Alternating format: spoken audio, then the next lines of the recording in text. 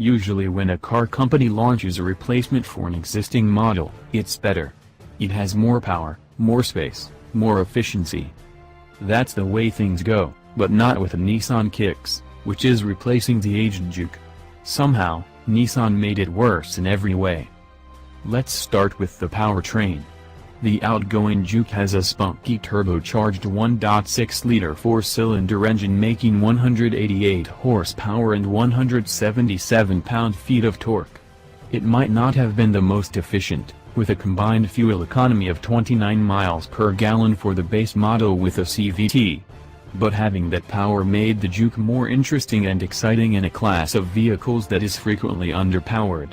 And the availability of a manual transmission, all-wheel drive, or high-performance Nismo models meant there were versions of the Juke for enthusiasts and those in cold climates.